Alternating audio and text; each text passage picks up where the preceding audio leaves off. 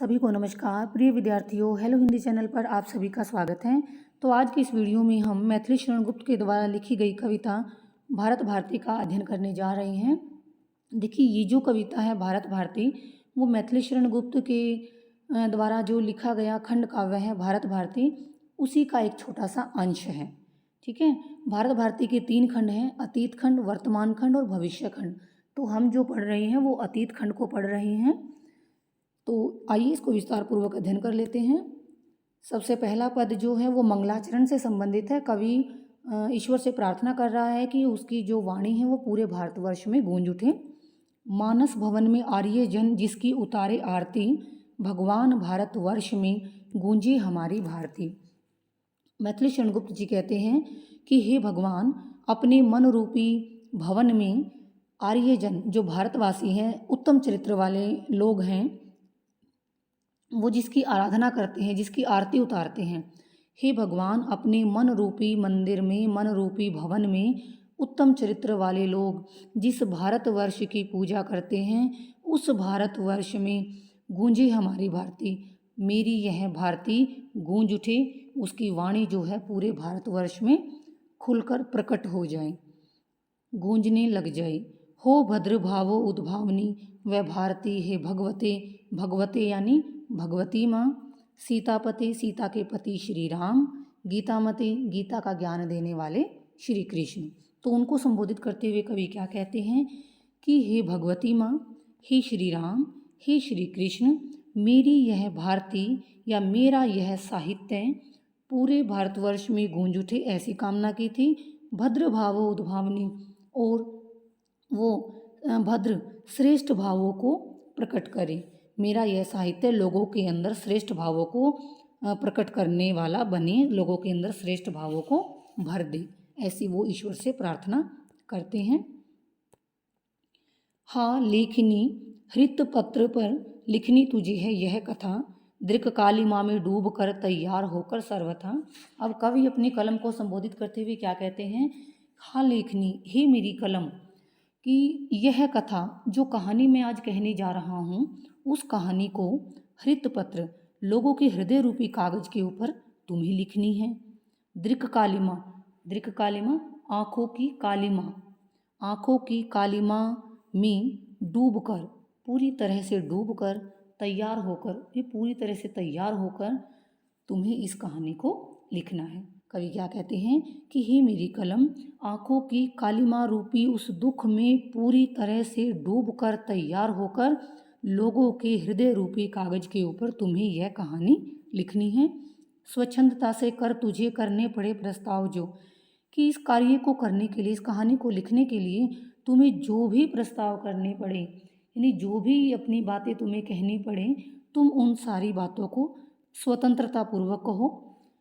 तुम स्वच्छंद हो, स्वतंत्र हो उन बातों को कहने के लिए, यानी जनता के सामने जो भी प्रस्ताव तुम्हें करने पड़े, जो भी बातें उनके सामने रखनी पड़े, तुम स्वतंत्र होकर वो बातें रखो। जग जाए तेरी नोक से सोए हुए भाव जो, कवि चाहता है कि ताकि कलम की उस नोक से जो भारत की जनता के हृदय में भाव, देशभक्ति के भाव जो सुप्त अवस्था में है, सोए हुए भाव हैं, वो भी उसकी कलम की नोक से जग जाएं, यानी जनता के हृदय में सोए हुए भाव जागृत हो जाएं और वो देश की भलाई के लिए सोचे समझे और तैयार रहें। संसार में किसका समय है एक सा रहता सदा।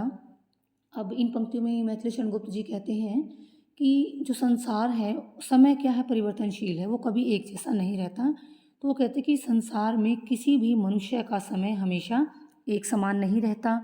निशा दिवी, निशी, निशी होती रात्रि, दिवा होता है दिन, सी समान, तो उपमा अलंकार है इसमें, कि रात्रि और दिन के समान घूमता रहता है सर्वत्र हमेशा, विपदा संपदा, मुसीबत और संपदा।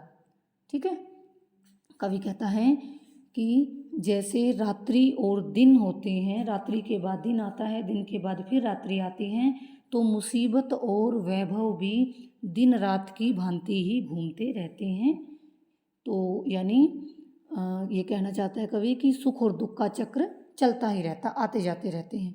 जो आज एक अनाथ है नरनाथ कल होता वही, कि आज हम जिसे बेसहारा समझते हैं, अनाथ समझ लेते हैं, कल की भविष्य में हो सकता है कि वही राजा भी बन जाए।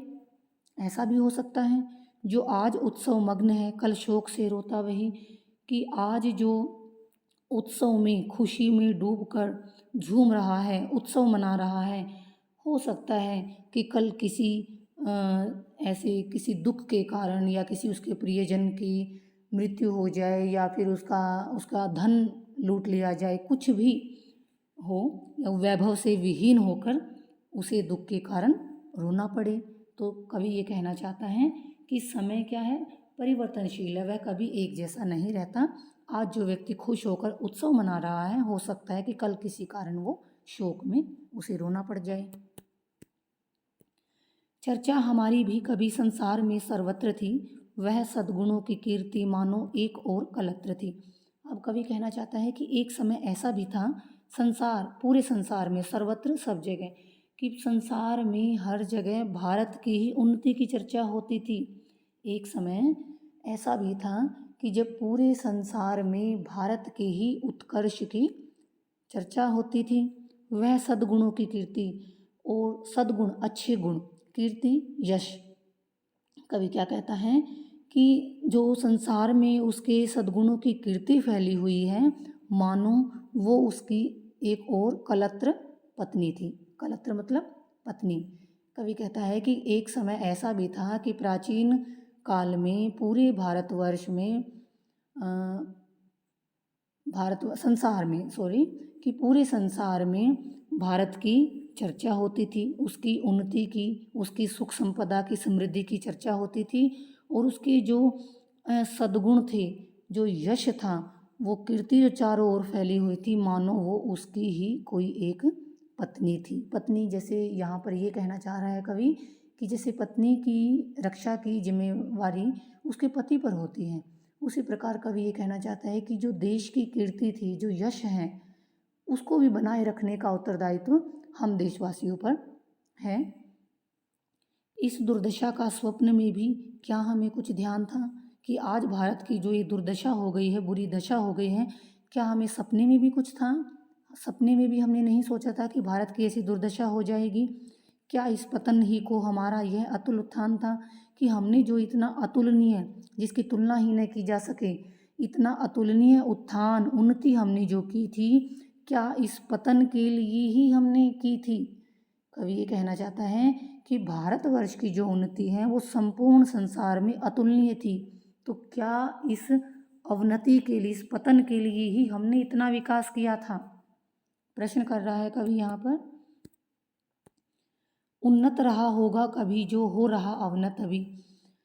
मैथिली शरण गुप्त जी कहते हैं कि आज भारत उन्नत रहा होगा कभी, कभी ना कभी वो उन्नत रहा होगा, हो रहा अवनत अभी, कि आज भारतवर्ष की जैसी दुर्दशा हुई है, जो उसकी स्थिति, उसका पतन की ओर वो जा रहा है, तो वो यही बता रहे हैं कि कभी ना कभी देश की स्थिति उन्नत होगी, उच्च होगी। जो हो रहा उन्नत अभी, अवनत रहा होगा कभी, और जो आज उन्नत विकास के पथ पर अग्रसर है, आगे बढ़ रहा है, उन्नति की ओर जा रहा है, कभी ना कभी वो अवनत रहा होगा। क्योंकि अगर वो अपकर्ष पर होगा, पतन उसका होगा, तभी तो वो उन्नत होगा। तो आज जो उन्नत हो रहा है, विकसित हो रहे हैं, तो कभी ना कभी वो अवनति की ओर होगा, उसकी अवनति हुई होगी, तभी तो आज वो उन्नत हो रहा है। हस्ते प्रथम जो पदम है, तम पंख में फंसते वही। कवि कहता है हंसते हैं, यानी प्रथम, पहले, पदम, कमल। जो कमल शुरुआत में सूर्य की किरणें पाकर जो खिल उठते हैं, हंसते हैं, तम पंख बाद में अंधकार रूपी कीचड़ में फंस जाते हैं और वो मुरझा जाते हैं। इन सूर्य की किरणों के साथ शुरुआत में जो कमल खिल जाते हैं, तो सूर्य के अस्त होने के बाद अंधकार रूपी कीचड़ में फंसकर वो मुरझा जाते हैं। मुरझे पड़े रहते कुमुद जो, और जो मुरझाए हुए कुमुद, कमल के फूल हैं, जो रात्रि के समय खिलते हैं, अंत में हंसते वही, और फिर अंत में यानी बाद में वो विकसित हो जाते हैं। जो कुमुद मुरझाए हुए रहते हैं बाद में वो विकसित हो जाते हैं। अर्थात कवि का कहने का भाव है कि उत्थान और पतन तो जो है वो बारी बारी से आते जाते रहते हैं। उन्नति तथा अवनति प्रकृति का नियम एक अखंड है। कवि कहता है कि उन्नति करना, विकास करना, अवनति और पतन की उत्थान और पतन जो है वो प्रकृति का एक अटूट नियम है, कभी न नष्ट होने वाला नियम है। चढ़ता प्रथम जो व्योम में, गिरता वही मार्तंड है। मार्तंड सूर्य की जो सूर्य है शुरुआत में आकाश में चढ़ता है, सुबह के समय आसमान में दिखाई देता है, तो साय होने पर संध्या काल के समय वही सूर्य अस्त भी हो जाता है, छिप भी जाता है। अतएव इसीलिए अवनति ही हमारी कह रही उन्नति कला, इसीलिए आज जो भारत का पतन हो रहा है वो स्थिति ही वो पतन की स्थिति ही हमारे विकास की कहानी को बता रही है। उन्नति कला, उन्नति की कथा कि आज जो भारत की दुर्दशा हो रही है, उसका अवनति हो रही है, पतन हो रहा है, वो हमारे विकास की कहानी कह रही है। उत्थान ही जिसका नहीं उसका पतन ही क्या भला, कि जिसका कभी उत्थान ही नहीं हुआ हो, जिसने कभी विकास ही नहीं किया हो, उसका पतन भला कैसे हो सकता है। यानी जो कभी ऊपर की ओर जाएगा ही नहीं वो नीचे फिर कैसे गिरेगा। तो इसलिए कवि कहते हैं कि उन्नति और अवनति जो है वो प्रकृति का नियम है। होता समुन्नति के अनंतर सोच अवनति का नहीं, होता समुन्नति उन्नति अनंतर पश्चात, कि जब हम उन्नति कर रहे होते हैं, कवि कहता है कि जब कोई उन्नति के मार्ग पर अग्रसर हो, सोच अवनति का नहीं, तो उस समय उसे अवनति के बारे में, पतन के बारे में सोचना नहीं चाहिए। कि जब कोई विकास के रास्ते पर आगे बढ़ रहा है तो उसके पश्चात उसे अवनति के बारे में नहीं सोचना चाहिए। हाँ, लेकिन सोच तो है कि सोच का विषय तब है किसी की फिर न हो उन्नति कहीं, कि जो अवनत हो चुका है, अवनति की दशा में पहुंच चुका है और उसके बाद फिर उसकी उन्नति ना हो, फिर हमें सोचना चाहिए, फिर वो सोचने का विषय है। यानी पतन के बाद जिसका उत्थान ना हो तो वो सोचने का विषय है। चिंता नहीं जो व्योम विस्तृत चंद्रिका का ह्रास हो, कवि कहते हैं कि इस बात की कोई चिंता नहीं है, सोचने दुखी होने की ज़रूरत नहीं है। व्योम विस्तृत आकाश में फैली हुई चंद्रिका, चंद्रमा की किरणें, ह्रास पतन, कि अगर आकाश में फैली हुई चंद्रमा की किरणों का पतन हो गया हो, वो दिखाई न दे रही हो, तो ये कोई चिंता का विषय नहीं है। चिंता तभी है, चिंता हमें उस समय करनी चाहिए जब न उसका फिर नवीन विकास हो, कि अगर वो चंद्रमा की किरणें फिर से आसमान में दिखाई न दे, उस समय हमें चिंता करनी चाहिए। क्योंकि जैसे चंद्रमा की किरणें आज नहीं हैं, कल वो फिर दिख जाएंगी। अमावस्या के बाद पूर्णिमा आती है, शुक्ल पक्ष के बाद कृष्ण पक्ष है, तो उनका आना जाना लगा रहेगा। तो कवि ये कहना चाहता है कि आकाश में चंद्रमा की किरणें ना दिखना चिंता का विषय नहीं है, लेकिन वो फिर कभी न दिखाई दे तो वो चिंता का विषय है। ठीक ऐसी ही दशा हतभाग्य भारतवर्ष की, कवि कहता है कि ठीक इसी प्रकार की हालत हतभाग्य इस अभागे भारतवर्ष की हो गई है। ठीक इसी प्रकार की दशा इस अभागे भारतवर्ष की हो गई है। कब से इतिश्री हो चुकी इसके अखिल उत्कर्ष की, कि कब से इतिश्री क्या होता है, समाप्ति, अखिल संपूर्ण, उत्कर्ष विकास, कि इस भारतवर्ष के संपूर्ण विकास की समाप्ति कब से हो चुकी है। यानी बहुत पहले से ही इसके संपूर्ण विकास की समाप्ति हो चुकी है। समस्त विकास की समाप्ति इसकी बहुत पहले से ही हो चुकी है। पर सोच है केवल यही, ये नित्य गिरता ही गया, परंतु दुख केवल इस बात का है कि इसकी स्थिति और भी गिरती ही गई। इसका पतन जो है वो ये एक बार ऐसे पतन के रास्ते पर आगे बढ़ा कि फिर उसके बाद उसका पतन होता ही चला गया। जब से फिरा है दैव इससे नित्य फिरता ही गया, कि जब से इसके भाग्य ने, भारतवर्ष के भाग्य ने इससे मुंह मोड़ा है और वो फिर इससे लगातार रूठता ही चला गया। यानी जो भारत पतन की ओर अग्रसर हो रहा है उसके ऊपर कवि के चिंता है कि उसके बाद ये उत्थान की बजाय निरंतर पतन की ओर आगे बढ़ता ही चला गया। यह नियम है उद्यान में पककर गिरे पत्ते जहाँ।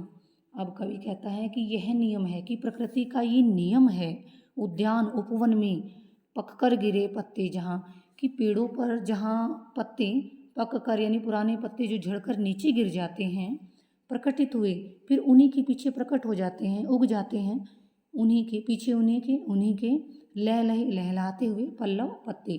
कवि कहते हैं कि ये प्रकृति का नियम है कि उपवन में जहाँ वृक्षों के ऊपर पत्ते झड़कर गिर जाते हैं, वही उनके ऊपर नए पत्ते फिर से उगाते हैं, लहलहाते हुए पत्ते, और वो लहलहाने लगते हैं।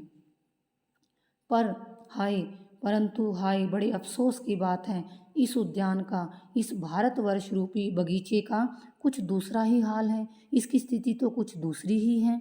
पतझड़ कहें कि इसकी इस दुर्दशा को देखकर पता नहीं, समझ नहीं आ रहा कि हम ये पतझड़ कहें इसको, या फिर सूखना, या इसका सूखना कहें, काया पलट, या फिर काया पलट हो जाना कहें, या काल है, या फिर इसे हम इसकी मृत्यु कहें। कवि कहता भारत की इस बुरी स्थिति को देखकर ये कहता है, क्योंकि उसकी स्थिति बद से भी बदतर होती जा रही है, तो इसीलिए कवि कहते हैं कि मैं ये समझ ही नहीं पा रहा हूँ कि इस भारतवर्ष रूपी उद्यान की जो ये हालत हो गई है, उसको देखकर वो पतझड़ कहे, या सूख जाना कहे, या काया पलट हो जाना कहे, या फिर उसे उसकी मृत्यु कहे। अनुकूल शोभा मूल सुरभित, फूल वे कुमला गए, फलते कहाँ हैं अब यहाँ वे फल रसाल नए नए।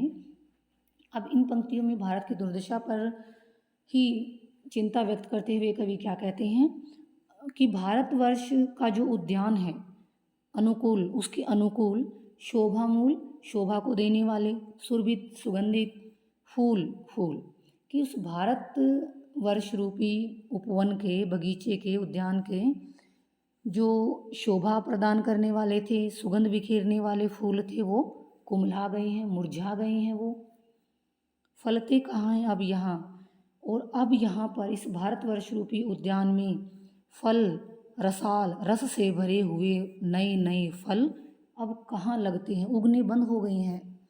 कवि कहता है कि भारतवर्ष रूपी उद्यान में जो शोभा बढ़ाने वाले, सुगंध बिखेरने वाले फूल थे, वो मुरझा गए हैं, और अब इस उपवन में रस से भरे हुए नए नए फल उग नहीं रहे हैं। अर्थात ये कहना चाहता है कवि कि जो नए विचार हैं, भावनाएं हैं, वो उत्पन्न नहीं हो रही हैं।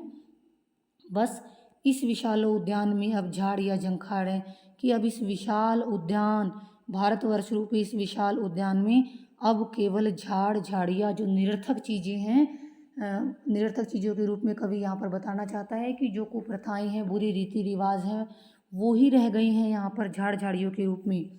कि अब इस भारतवर्ष रूपी विशाल उपवन में केवल बुरे विचार रूपी झाड़ झाड़ियाँ ही बच गई हैं। तनु सूख कर काटा हुआ, तनु होता है शरीर, कि इस उपवन का शरीर जो है, भारतवर्ष रूपी उपवन का शरीर सूख कर कांटे की भांति हो गया है। बस शेष है तो हाड़ है, अब उसमें केवल मात्र जो है वो हड्डियों का ढांचा ही बचा हुआ है। उसका शरीर जो है सूख कर कांटे की भांति हो गया है, और उसमें हड्डियां मात्र ही शेष बची हैं। दृढ़ दुख दावानल इसे सब ओर घेर जला रहा। अब कभी दृढ़ कठोर दुख दावानल जंगल की आग, कि ये कठोर दुख जो है जंगल की आग की भांति इसे चारों ओर से घेर कर जला रहा है। तिस पर उस पर भी अदृष्टा आकाश, ये अभागा आकाश कहें या ईश्वर कहें, उसके ऊपर भी वो ईश्वर उल्टा रहा।